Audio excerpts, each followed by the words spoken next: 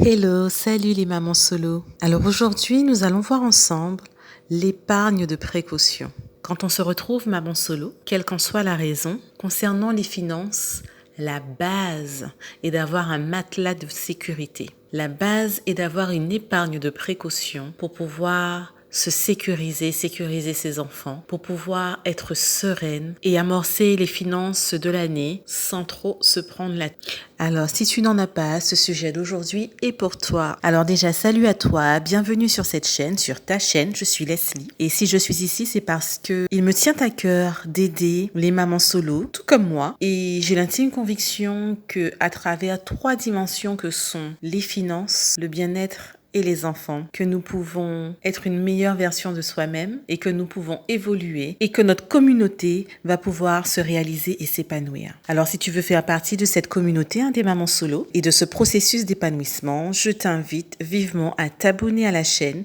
et à activer la cloche des notifications pour être informé des prochaines vidéos juste en bas de ton écran à droite. Alors déjà, nous allons voir ensemble qu'est-ce qu'une épargne de précaution. De combien ai-je besoin? De quel montant ai-je besoin dans mon épargne de précaution? Où placer cette épargne de précaution? Comment m'y prendre pour pouvoir créer cette épargne de précaution si je n'en ai pas? Quand le faire? Et pourquoi créer une épargne de précaution? Alors, présentement, au moment où je te parle, est-ce que tu détiens une épargne de précaution? Pour les personnes qui ne savent pas ce que c'est qu'une épargne de précaution, alors une épargne de précaution, c'est, on va dire, un budget placé sur une épargne qui permet de se sentir et de se mettre en sécurité. Cela permet aussi de ne pas avoir de recours au crédit conso en cas de souci. Alors cette épargne de précaution permet de pouvoir pallier à tout manquement, à tout besoin, à tout problème, à toute situation urgente que l'on devra gérer. En tant que maman solo, il est encore plus important d'avoir ce matelas de sécurité, de se constituer cette épargne. Alors toi qui m'écoutes, en as-tu une?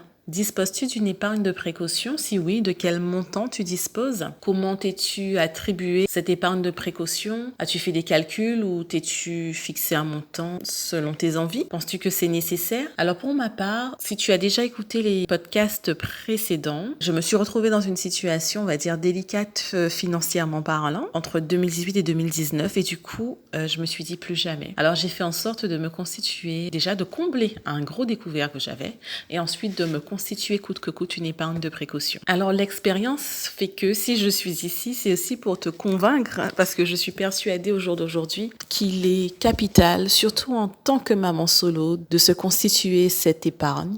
Et quel que soit le salaire que tu gagnes, avoir un matelas, une somme de côté, permet de se sentir beaucoup plus sereine et en sécurité, que ce soit pour soi et que ce soit pour ses enfants. Cette épargne est d'autant plus importante lorsque l'on a des enfants, puisque nous ne sommes pas seuls. Et en cas de pépin, en cas de gros soucis de voiture, en cas de gros dégâts chez soi, peu importe, pouvoir retirer l'argent sans se poser 1001 questions permet de mettre notre famille en sécurité, puisque l'on ne peut compter que sur soi. Alors de combien je dois disposer sur ce compte épargne? Tout un chacun, chacune d'entre nous, nous avons bien sûr des vies complètement différentes. Donc il n'y a pas une règle qui s'applique à chacune d'entre nous. Il n'y a pas une règle unique. Le montant qui sera attribué à une personne ne sera pas le même pour une autre. Alors il s'agit de se fixer un montant. Il y a une règle que vous connaissez très certainement, qui dit d'avoir au minimum 3 mois de salaire, entre 3 et 6 mois de salaire en épargne de précaution. Certains vont dire jusqu'à 12 mois de salaire. Alors après, tout dépend de la situation dans laquelle on se trouve. Si on est en CDI, si l'on est fonctionnaire, si l'on est indépendant, si on n'a pas de travail, si on est intérimaire, tout dépend de la situation dans laquelle on se trouve. En fonction de celle-ci, on pourra se fixer un objectif de mettre de côté l'équivalent de 3 mois de salaire, de 6 mois de salaire, de 9 mois de salaire ou d'1 an de salaire. On peut faire aussi le calcul selon les charges fixes que l'on a chaque mois. Par exemple, si on a des dépenses fixes mensuelles de 1 000 €, on peut prendre ce montant et le multiplier par 6 pour 6 mois de dépenses au lieu de se baser sur le salaire. Personnellement, je préfère me baser directement sur le salaire, comme ça englobe tout et c'est beaucoup plus pratique. Alors, où placer cette épargne ? Cette épargne devra être placée sur un compte épargne accessible. Alors accessible et pour pouvoir effectivement en cas de souci s'en servir sans avoir recours à des demandes diverses auprès de la banque, etc. et pour pouvoir s'en servir immédiatement sur le champ. Et sur un compte épargne et non le compte courant pour ne pas non plus avoir tendance à vouloir récupérer cet argent à tout bout de champ ou se faire des plaisirs. On a toujours une excuse pour pouvoir prendre une somme et ça permet de réfléchir à 2 fois. Donc cet argent placé sur un compte épargne au lieu du compte courant, donc cela peut être le LDD, le livret de développement durable, sur un livret d'épargne populaire, sur le livret A, peu importe, celui dont on dispose ou celui qui pour nous est le plus pratique, sachant que ces livrets ne rapportent quasi rien en ce moment, mais il s'agit surtout d'avoir cet argent à disposition. Il ne s'agit pas de faire fructifier ce capital, il s'agit juste d'avoir cette épargne de côté. Alors comment mettre en place cette épargne de précaution? Il y a plusieurs possibilités qu'on peut faire concourir tout ensemble. La première est de mettre un pourcentage de son salaire sur ce compte épargne en tant que virement permanent, c'est-à-dire que tu mets en place un virement permanent dès maintenant. Chaque fois que tu reçois le salaire, que ce virement aille sur ce compte épargne. Nous avons toutes des salaires différents, des entrées d'argent diverses et variées, donc il s'agit de mettre un pourcentage, minimum 10%, mais tout dépend de la situation dans laquelle tu es. Pour certaines situations, même mettre 10%, cela peut s'avérer compliqué. Donc dans ce cas, il s'agira de commencer par mettre peut-être un peu moins, 5%.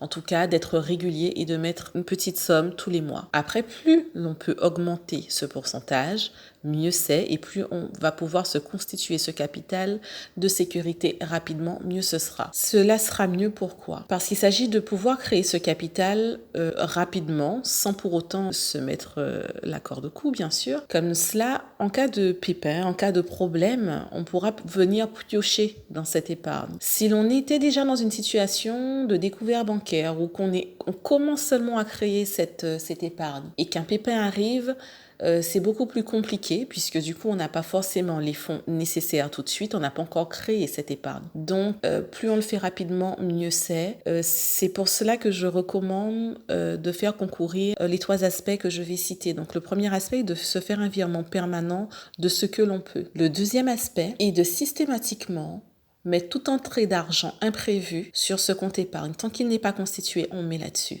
À savoir une prime, à savoir un remboursement inattendu de quelque chose ou un cadeau, de l'espèce on va dire, ou un virement que l'on reçoit, peu importe. Toute somme reçue, de la mettre sur ce compte épargne. Et la troisième astuce à faire concourir pour pouvoir constituer ce capital rapidement est de créer un budget pour les autres domaines, à savoir les courses, les loisirs, l'entretien, etc. pour ne pas avoir à dépenser de façon intempestive, pour pouvoir s'organiser, se réguler et ne pas dépasser ce budget permettra de faire des économies. Et ces économies, en fait, iront sur ce compte épargne. Donc à savoir vivre de façon beaucoup plus frugale, de façon beaucoup moins déraisonnée, j'allais dire. Donc tout contrôler, faire des économies sur les courses, sur l'alimentation, sur les loisirs qu'on a l'habitude de faire. Et ce capital que l'on aura pu économiser, le placer directement sur cette épargne de précaution. Une fois que l'on a atteint son but, on va pouvoir continuer de se créer un autre capital, d'autres épargnes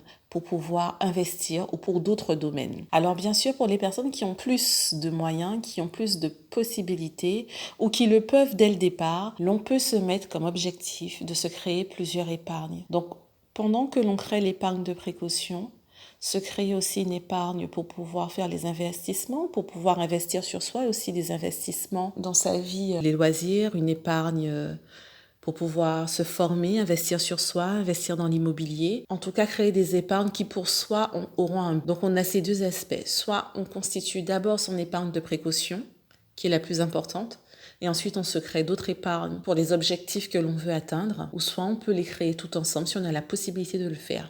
Alors quand créer cette épargne? J'ai envie de dire, si tu n'as pas d'épargne, elle est à créer dès maintenant, tout de suite, au moment où tu m'écoutes. Il s'agit de faire ton budget, donc je te recommande justement le podcast que je te mettrai en description. Alors, quand épargner? Donc, il s'agit d'épargner dès maintenant. Si tu n'as pas d'épargne Pour l'instant, il s'agit de le faire dès que possible ou maintenant. Tu m'écoutes maintenant et d'agir tout de suite pour ne pas te retrouver dans une situation compliquée demain et pour pouvoir tout simplement être sereine avec tes enfants, pour tes enfants et pour toi. Il s'agit de constituer cette épargne dès maintenant, d'aller sur le compte bancaire et de pouvoir mettre en place ces virements permanents et avant toute chose, devoir budgétiser ces dépenses mensuelles, annuelles pour pouvoir mettre en place les diverses épargnes. Alors et toi, as-tu un matelas de sécurité? As-tu une épargne de côté? En as-tu plusieurs? D'ailleurs, je ferai une vidéo ou un podcast sur mes différentes épargnes et quel pourcentage de ton salaire tu mets de côté tous les mois pour